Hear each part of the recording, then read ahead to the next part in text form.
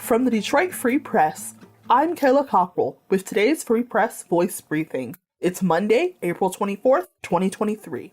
I'm Marina Johnson. Michigan's widely popular morel mushrooms will soon be in season. They are typically found between late April and mid-June and are often spotted all over the state. Morel mushrooms are edible and highly esteemed for culinary use. The unique, delicate flavor adds taste to many meals. Morels are commonly sautéed with butter and oil before consumption, but can also be found in various pasta, pizza, and protein dishes. Morel mushrooms grow in many forests across North America and can survive in more ecosystems than other fungi. They are one of 60 to 100 edible mushroom species in the state with many health benefits.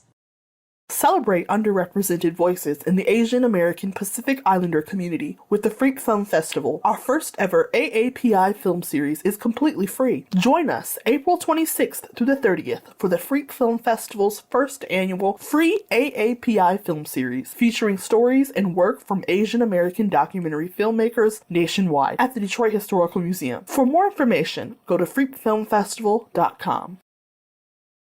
I'm Frank Witzel with the Detroit Free Press. The 420 Music Festival, billed by organizers as the first festival allowing the legal consumption of cannabis by the city of Detroit and set for later this month in Corktown, briefly sparked confusion Thursday among city officials about whether it had been canceled. It also raised questions about sanctioned marijuana consumption, even as Detroit police announced a 12-point safety plan aimed at curbing crime that included increased law enforcement presence, curfews for teenagers, and a crackdown on alcohol use. The city of Detroit approved its first festival allowing the legal consumption of cannabis. The festival's online Eventbrite sign-up said, adding, the indoor-outdoor event will allow for the consumption of cannabis on-site beginning at noon and lasting through the end of the day. Both the city and the state verified Friday that pot use at the Detroit Festival had been granted. Music performances include Xeon Lion and Motor City Vibrations, and retailers are set to sell marijuana products. Despite the 420 in the event name, which usually refers to April 20, a date that both marijuana smokers and non-smokers recognize as one of the biggest days of the year for cannabis culture, the event organized by College Entertainment Productions at 2000 Brooklyn Street is scheduled for April 29th.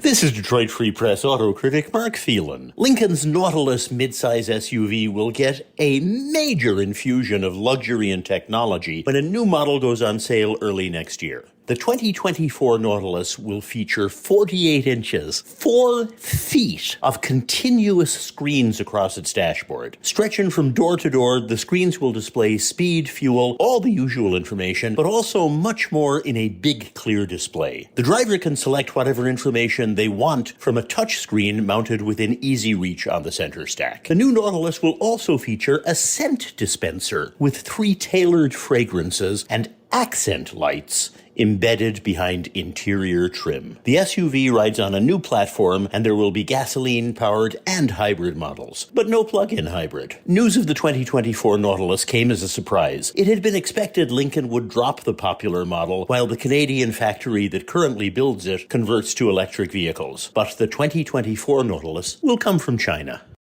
I'm Kirkland Crawford with the Free Press Sports Department, checking in once again with the Detroit Tigers. And at some point last week, the Tigers had gotten up to 7 wins and 9 losses. That's before they dropped their final game of their series against Cleveland and headed to Baltimore, where unfortunately they dropped all 3 games in the Charm City. On Sunday, the Tigers fell 2-1 in 10 innings, but that wasn't the story. The main headline is Eduardo Rodriguez, who became the first pitcher in Tigers history to post back-to-back starts of no runs and at least 6 strikeouts over 7 shutout innings. On Sunday, he carried a perfect game into the 7th inning before giving up the one and only single on his day. He was fabulous once again. Unfortunately, the Tigers, who scored a run in the 8th, gave up one in the 9th and then again in the 10th on a wild pitch by Mason Englert. For more stories from the Detroit Free Press, be sure to check out freep.com. That's FREEP.com.